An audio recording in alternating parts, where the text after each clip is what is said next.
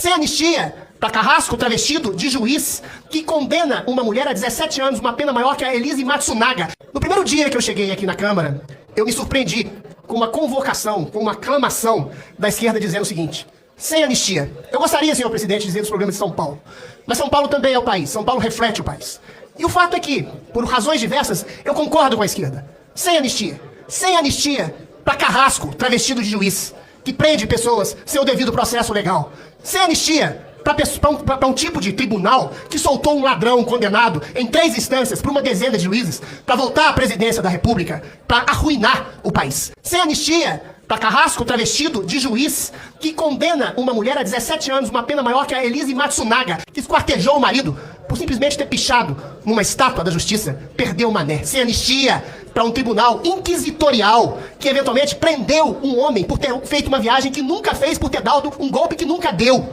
A gente vive, senhor presidente, uma ditadura que afeta todas as instâncias e todos os poderes do país. Eu sempre clamei, como jornalista, como escritor, que todas as autoridades públicas do país dissessem que estamos numa ditadura do judiciário aqui nesse país. Uma ditadura do judiciário travestida de democracia que persegue conservadores, que persegue cristãos, que massacra, que cria tipificações criminais que não existem. O que é fake news? É você discordar de um juiz? É você discordar de um juiz que você lamenta estar desconspurcando a Constituição e a instituição a qual ele representa? O que é discurso de ódio? Você se contrapor à ignomínia de ter um presidente saído da cadeia, recolocado na presidência da República por uma eleição que proibiu que se falasse que esse homem era condenado, que se proibiu que falasse que esse homem era a favor do aborto, que se proibiu que falasse que esse homem era amigo de ditadores. Pois bem, se Lula é um candidato a ditador, ele não é o ditador, porque os ditadores são outros. O Supremo Tribunal Inquisitorial hoje coloca leis que vão contra a Constituição brasileira.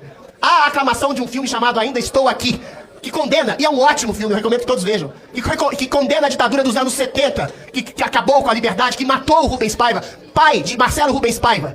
Mas eu digo, onde está você hoje, Marcelo Rubens Paiva, filho de torturado e morto e assassinado pela ditadura inclemente da direita de 1970?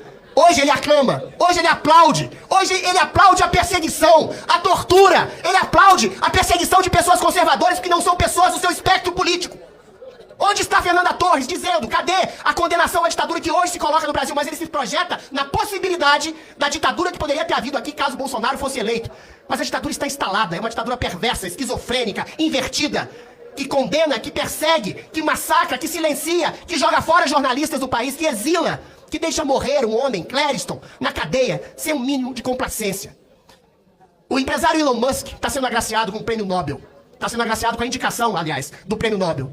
Elon Musk descobriu um ativo político, monetário, social que chama-se liberdade de expressão. E um dos principais artífices de Elon Musk é um juiz carrasco do Brasil, que você sabe muito bem o nome dele. Ele está numa árdua luta pela liberdade no mundo e no Brasil. E o Brasil vive hoje uma ditadura perfeita, que se traveste de democracia, perseguindo aqueles que discordam desse tribunal, dizendo-os que são inclementes defensores de uma ditadura.